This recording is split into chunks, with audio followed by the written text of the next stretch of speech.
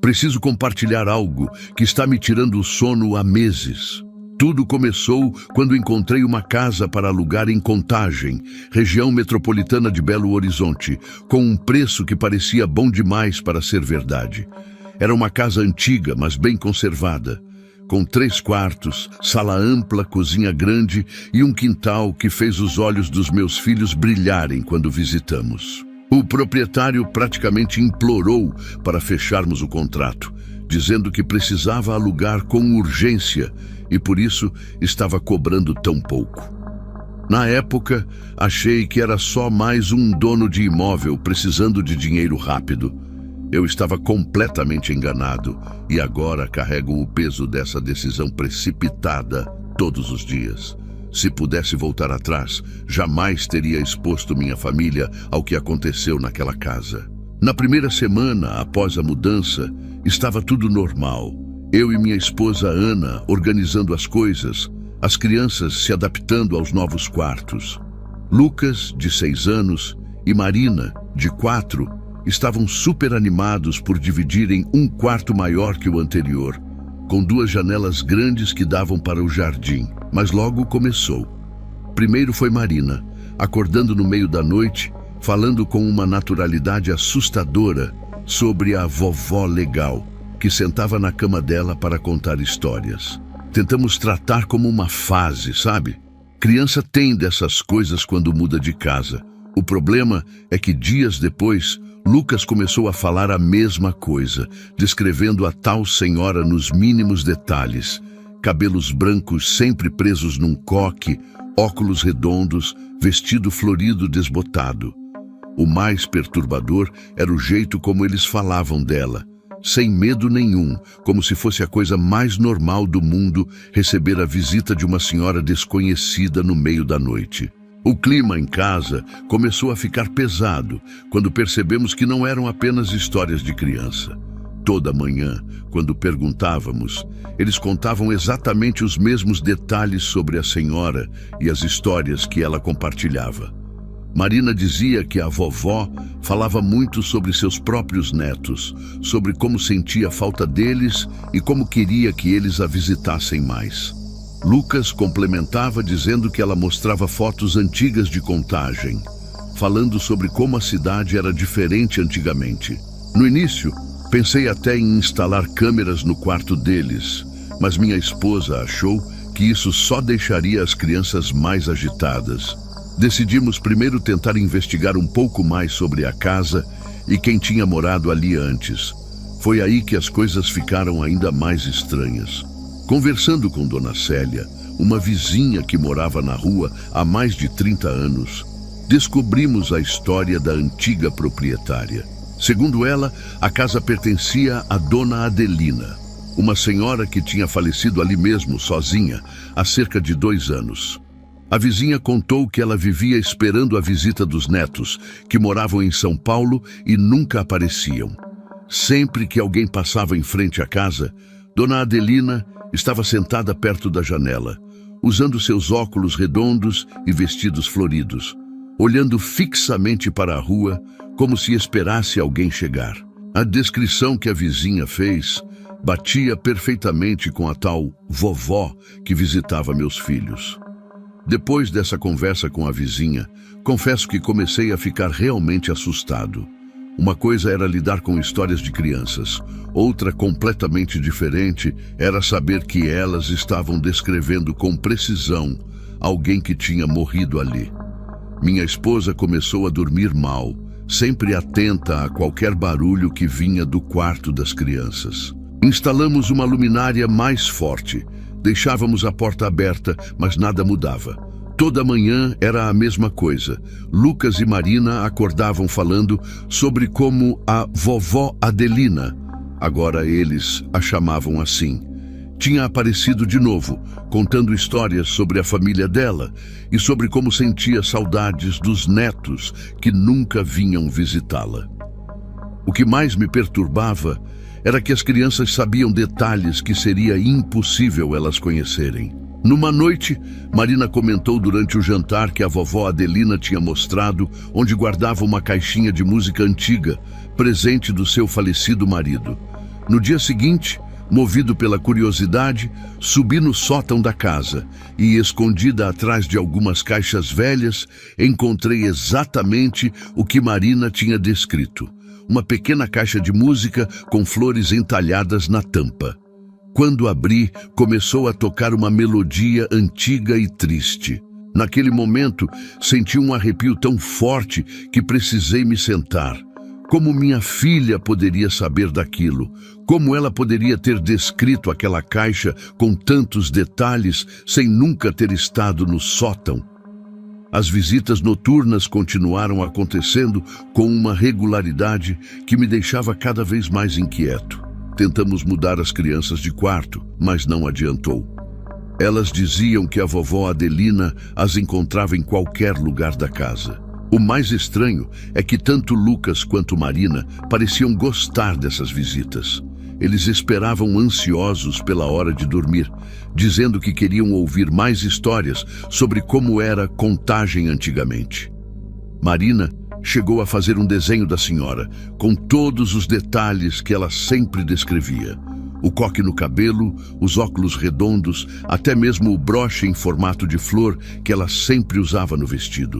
Quando mostrei o desenho para Dona Célia, ela ficou pálida e disse que era exatamente assim que Dona Adelina se vestia todos os dias. Uma noite, aconteceu algo que me fez questionar ainda mais toda essa situação. Acordei por volta das 3 da manhã com o som baixinho de alguém cantando uma cantiga de ninar antiga. O som vinha do quarto das crianças. Quando me aproximei da porta, ouvi claramente uma voz idosa e suave cantando "Boi, boi, boi, boi da cara preta". Fiquei paralisado, com medo de abrir a porta e encontrar realmente alguém lá dentro. Depois de alguns minutos criando coragem, girei a maçaneta bem devagar. Quando abri a porta, a música parou instantaneamente. Lucas e Marina dormiam profundamente em suas camas. Mas havia um perfume forte de flores no ar, como aqueles perfumes antigos que nossas avós costumavam usar. Na poltrona entre as duas camas, onde as crianças diziam que a senhora sempre se sentava, o tecido ainda estava levemente amassado, como se alguém tivesse acabado de se levantar. A situação começou a afetar nossa rotina familiar de uma forma que não dava mais para ignorar. Minha esposa estava cada vez mais nervosa, principalmente depois que encontrou algumas fotos antigas dentro de um livro na estante da sala. Eram fotografias em preto e branco que mostravam Dona Adelina jovem, com seus filhos pequenos. Tinha também fotos mais recentes dela com os netos ainda crianças, todos sorrindo em frente à casa. O que mais chamou nossa atenção foi a data escrita atrás da última foto. Tinha sido tirada apenas uma semana antes dela falecer. Ver aquelas imagens tornou tudo ainda mais real e assustador. Era como se a casa inteira guardasse pedaços da história dela, e agora nós estávamos involuntariamente fazendo parte disso tudo. As coisas chegaram ao limite quando Marina começou a repetir frases que, segundo Dona Célia, eram exatamente do jeito que Adelina falava. Numa manhã, minha filha disse durante o café que a vovó estava triste porque tinha feito pavê de chocolate para os netos, mas eles não vieram de novo. A vizinha, quando soube disso, nos contou que no dia em que Dona Adelina faleceu, ela tinha realmente preparado um pavê esperando uma visita dos netos que nunca aconteceu. Naquela mesma noite, ela teve um ataque cardíaco e foi encontrada 2 dias depois, sentada na poltrona do quarto que agora pertencia às crianças. Era impossível que Marina soubesse desse detalhe específico do pavê. Ela nem tinha nascido quando isso aconteceu. Foi nesse momento que percebi que precisávamos tomar uma decisão sobre continuar ou não naquela casa. Já era nosso 8º mês morando ali e, sinceramente, não sabíamos mais o que fazer. As visitas continuavam acontecendo regularmente, sempre da mesma forma. Curiosamente, com o tempo, a presença de Dona Adelina tinha se tornado quase como parte da nossa rotina. por mais estranho que isso possa parecer.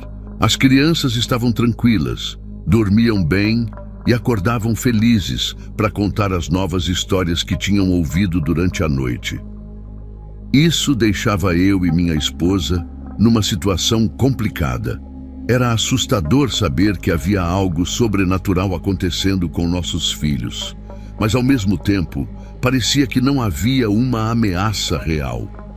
Era como se Dona Adelina tivesse encontrado nos meus filhos os netos que nunca a visitaram em vida.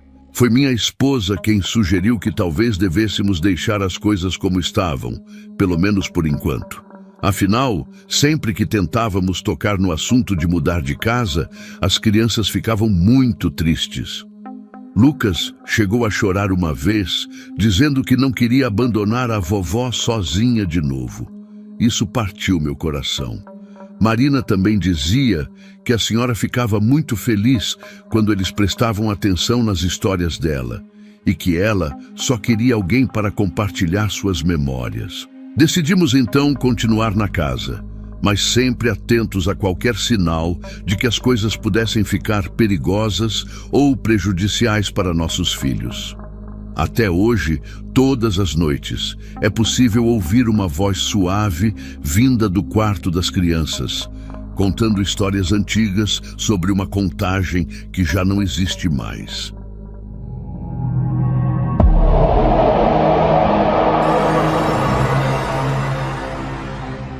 Sempre fui uma pessoa da cidade grande e estava completamente adaptada ao ritmo de São Paulo. Mas depois de 15 anos trabalhando sem parar, vendo minha pressão subir e meu marido tendo crises de ansiedade, decidimos que era hora de mudar. Encontramos uma casa antiga numa cidadezinha a 3 horas da capital, com um preço que parecia bom demais para ser verdade. Era uma construção dos anos 70, precisando de algumas reformas, mas tinha aquele charme típico de casa antiga, com um jardim espaçoso e um corredor lateral que me lembrava a casa dos meus avós. Quando visitamos pela primeira vez, já me apaixonei pela tranquilidade do lugar. As primeiras semanas foram exatamente como sonhávamos. Acordávamos com o canto dos passarinhos, tomávamos café na varanda e até começamos a fazer uma pequena horta. Mas uma noite, enquanto assistíamos televisão na sala, comecei a ouvir passos vindos do corredor. No início, pensei que fosse impressão minha, aquele tipo de barulho que casa antiga faz. Olhei para meu marido e percebi que ele também tinha escutado. Ficamos em silêncio, prestando atenção. Era um som muito nítido de alguém caminhando, como se usasse sapatos pesados. Levantamos para verificar, mas quando chegamos ao corredor, não havia absolutamente ninguém. Todas as portas e janelas estavam trancadas. Nossa primeira reação foi tentar racionalizar. Morávamos agora em uma casa antiga. Era normal que fizesse barulhos estranhos com a madeira dilatando ou o vento passando pelas frestas. Mas aqueles passos começaram a se tornar frequentes, sempre no mesmo horário da noite, por volta das 10 horas. O som era tão real que às vezes eu podia jurar que estava ouvindo até o ranger do piso de madeira sob os pés de alguém. Meu marido, que sempre foi mais cético que eu, começou a ficar visivelmente perturbado. Numa dessas noites, ele chegou a pegar um taco de beisebol e passar quase 1 hora parado no corredor, esperando ouvir o barulho novamente. Eu podia ver que ele estava começando a ficar obcecado com aquilo. Foi então que decidimos conversar com os vizinhos, tentar descobrir mais sobre a história da casa. Dona Márcia, uma senhora que morava ao lado há mais de 40 anos, nos contou algo que fez meu sangue gelar. Segundo ela, a casa tinha pertencido a um carteiro chamado Sebastião, que trabalhou nos Correios por mais de 3 décadas. Ela disse que ele era um homem muito dedicado ao trabalho, daqueles que não faltava um dia sequer. Até que numa tarde de dezembro, há cerca de 5 anos, ele teve um ataque cardíaco fulminante enquanto fazia sua rota de entregas. O mais perturbador é que Dona Márcia mencionou, como se fosse algo corriqueiro, que ele sempre passava em nossa casa às 2 da tarde em ponto. e que desde então as correspondências continuavam aparecendo na porta nesse mesmo horário, mesmo quando o carteiro atual ainda não tinha feito sua rota no bairro. Confesso que no início não dei muito crédito para a história de Dona Márcia. Afinal, carteiros sempre passam em horários parecidos e ela já era uma senhora de idade que provavelmente estava confundindo as coisas. Mas depois dessa conversa, comecei a prestar mais atenção. Numa quarta-feira, estava trabalhando de casa quando ouvi o barulho característico de correspondências sendo colocadas na caixa de correio. Olhei no relógio do computador. Exatamente 2 da tarde. Fui até a porta da frente e encontrei algumas contas e uma revista que eu assino. O estranho é que, cerca de 1 hora depois, vi o carteiro oficial do bairro passando pela rua ainda no começo da sua rota. Fiquei intrigada, mas pensei que talvez ele tivesse mudado seu percurso naquele dia. Decidi fazer um teste nos dias seguintes. Comecei a ficar de olho na caixa de correio, especialmente próximo às 2 da tarde. O padrão se repetiu de forma assustadora. Todos os dias, pontualmente às 2 horas, as correspondências apareciam na caixa. Não importava se eu ficasse vigiando pela janela ou se instalasse minha câmera do notebook voltada para a entrada. Era como se as cartas simplesmente materializassem ali. Em algumas ocasiões, eu estava literalmente parada ao lado da caixa quando escutava o barulho das cartas caindo, mas não via ninguém.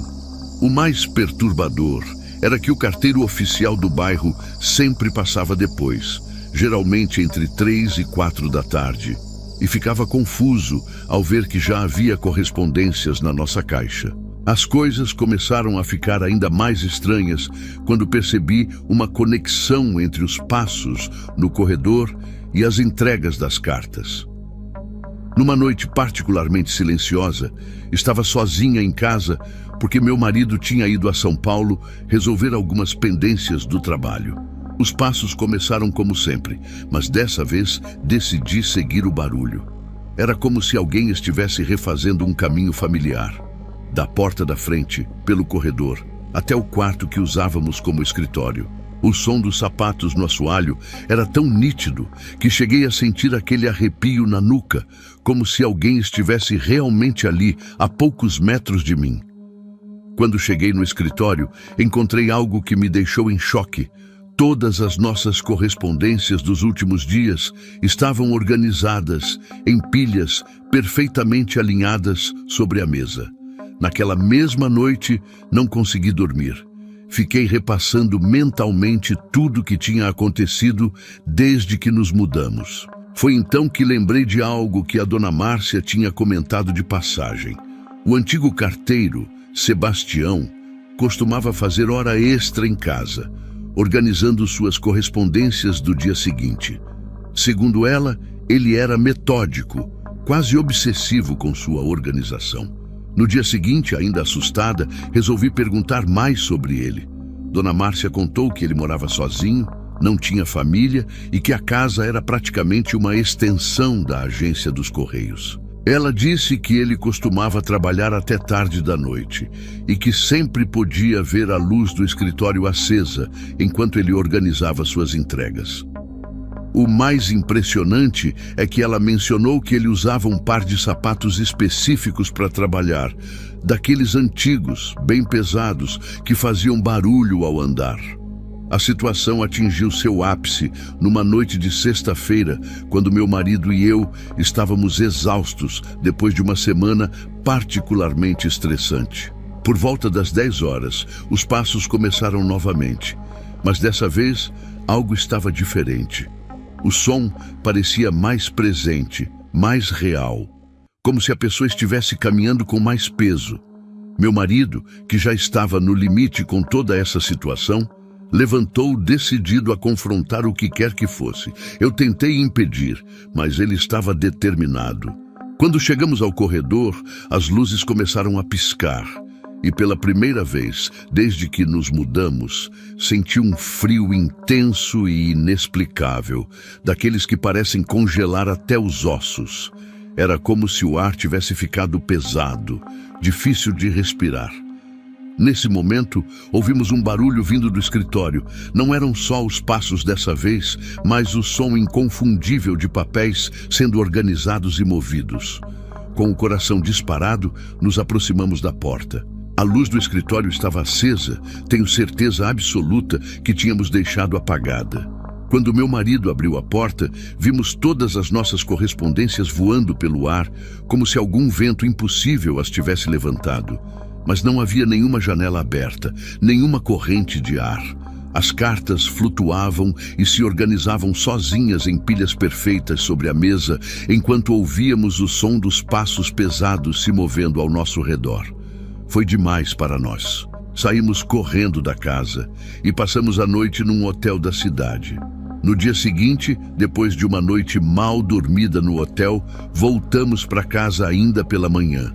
Estava tudo exatamente como deixamos, exceto pelo escritório. As correspondências estavam perfeitamente organizadas por data e tipo, como se um funcionário dos Correios, extremamente eficiente, tivesse passado horas classificando tudo.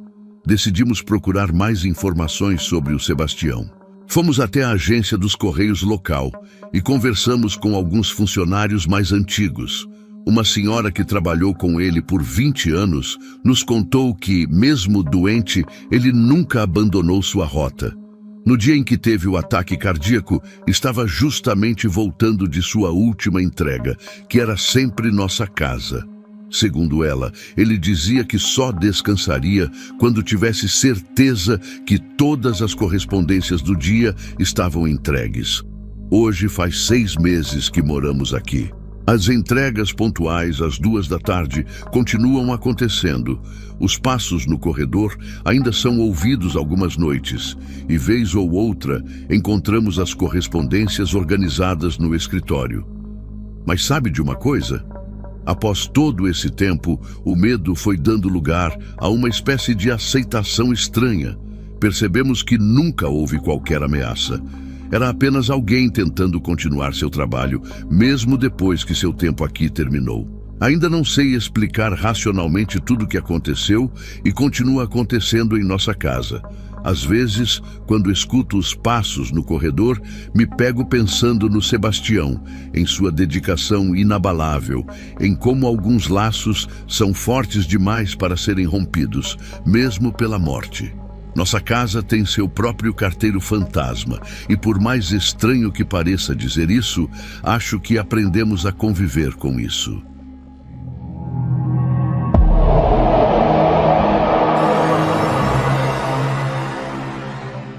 Isso tem acontecido comigo desde que minha avó faleceu no começo do ano passado. Ela sempre viveu em Santos, numa casa antiga no bairro do Gonzaga, bem pertinho da praia. Quando recebi a notícia de que ela tinha me deixado a casa como herança, fiquei muito emocionada, mas também um pouco assustada com a ideia de morar sozinha pela primeira vez. Na época, eu trabalhava em São Paulo e fazia home office, então a mudança para o litoral acabou sendo mais fácil do que imaginei. A casa precisava de alguns reparos, mas mantinha aquele clima aconchegante que só a casa da avó da gente tem, sabe? Com as paredes amareladas, os móveis antigos de madeira maciça e aquele cheiro característico de talco e café que me fazia lembrar dela. Foi num domingo de manhã, cerca de 2 semanas depois que me mudei, que as coisas estranhas começaram a acontecer. Eu estava deitada no quarto, ainda sonolenta, quando senti um cheiro forte de café passado vindo da cozinha. No começo pensei que fosse a vizinha, Dona Cecília, que às vezes fazia café bem cedinho. Mas junto com o aroma do café veio aquele cheirinho inconfundível de bolo de fubá, exatamente do jeito que minha avó fazia todo domingo. O cheiro era tão real, tão familiar, que por um momento esqueci completamente que estava sozinha na casa. Meu coração disparou quando lembrei que não tinha deixado nada no fogo e que a cozinha estava fechada desde a noite anterior. Levantei da cama com as pernas tremendo e fui até a cozinha, esperando encontrar alguma explicação lógica para aqueles cheiros tão característicos. Quando abri a porta, tudo estava exatamente como eu tinha deixado na noite anterior. A pia vazia, o fogão limpo, nenhum sinal de que alguém tinha estado ali preparando café ou assando bolo. Mesmo assim, o aroma estava presente, tão forte que quase podia sentir o gosto na boca. Fiquei parada ali por alguns minutos, respirando fundo, tentando entender o que estava acontecendo. Abri todas as janelas pensando que talvez fosse algum cheiro vindo da rua, mas era domingo de manhã e as casas vizinhas estavam todas quietas, com as janelas ainda fechadas. Quando voltei para dentro, percebi que o cheiro tinha sumido completamente, como se nunca tivesse existido. Nos domingos seguintes, a mesma coisa continuou acontecendo. Sempre por volta das 8 da manhã, aquele cheiro de café fresquinho e bolo de fubá invadia a casa. No começo eu ficava muito assustada, mas com o tempo comecei a me acostumar. Era como se minha avó estivesse ali, mantendo sua rotina de domingo, fazendo o café da manhã como sempre fez durante toda a minha vida. Tentei contar para algumas amigas, mas percebi que elas me olhavam com aquela expressão de preocupação, como se eu estivesse ficando maluca ou não tivesse superado a perda. Então decidi guardar isso para mim mesma, pelo menos até aquela manhã em que algo ainda mais inexplicável aconteceu. Era mais um domingo comum. Eu estava arrumando algumas caixas antigas da vovó que ainda estavam no quarto de hóspedes, quando escutei um barulho vindo da sala. No começo, pensei que fosse o vizinho com o volume da televisão alto, como sempre acontecia nos finais de semana. Mas quando prestei mais atenção, reconheci a voz inconfundível de Ana Maria Braga. Aquilo me gelou a espinha, porque eu tinha certeza absoluta que a televisão estava desligada. Eu nem sequer tinha ligado ela naquela manhã. Quando cheguei na sala, vi que a TV velha, aquela de tubo que minha avó nunca quis trocar, estava ligada exatamente no Mais Você, o programa que ela nunca perdia um episódio sequer. E não era só isso. A poltrona de flores, aquela que era o lugar cativo dela, estava com o encosto levemente amassado, como se alguém tivesse acabado de sentar ali. Fiquei paralisada, olhando para aquela cena que parecia saída de um filme. O controle remoto estava no braço da poltrona, exatamente onde ela sempre deixava.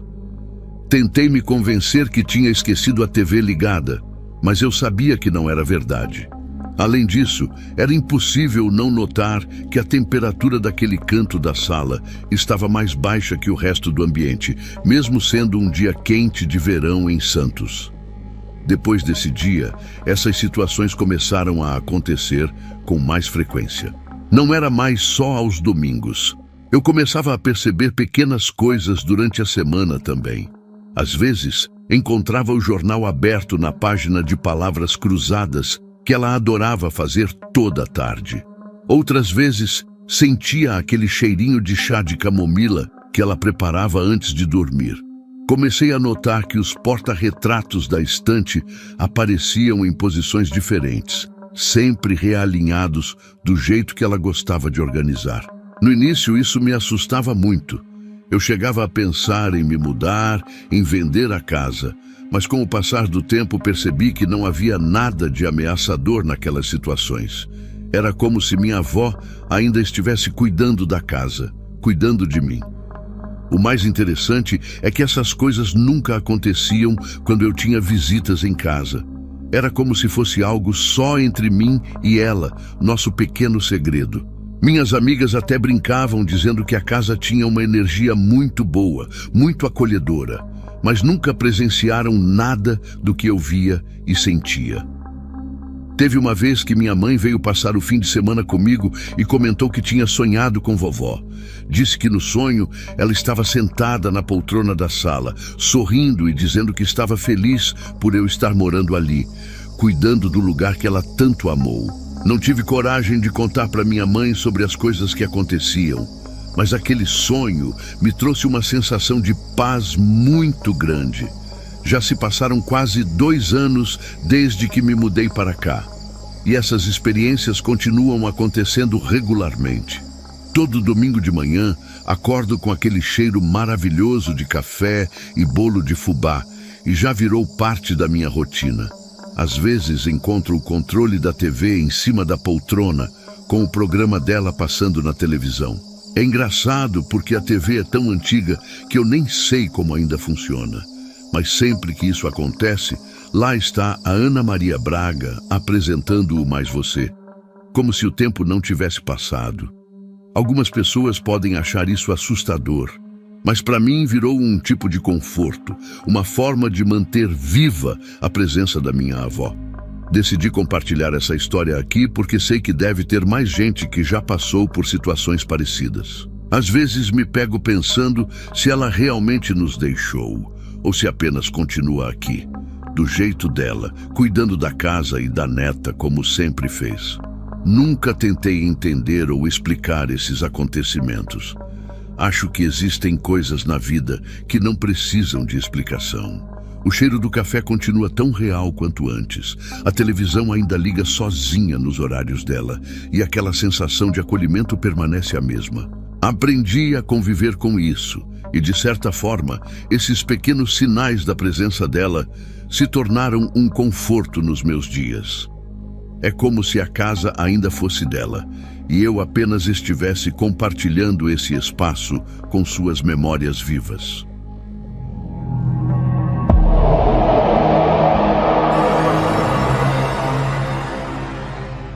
Eu e minha esposa nos mudamos para Manaus há 6 meses, quando consegui uma promoção na empresa em que trabalho. A gente encontrou uma casa térrea super aconchegante no bairro Adrianópolis, com um quintal espaçoso que seria perfeito para o nosso cachorro, o Bob.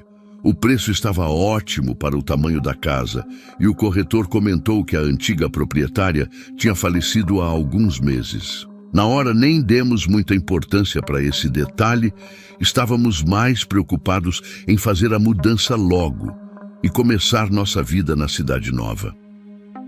As coisas começaram a ficar estranhas depois de umas 2 semanas morando lá.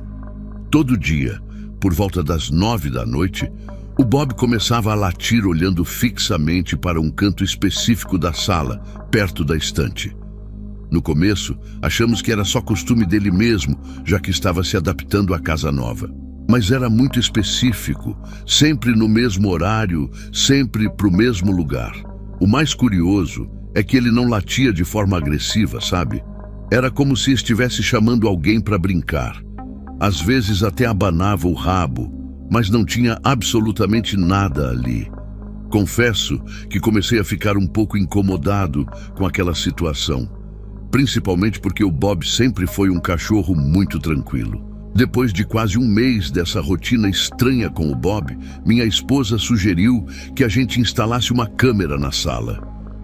Sabe aquelas de segurança que gravam durante a noite?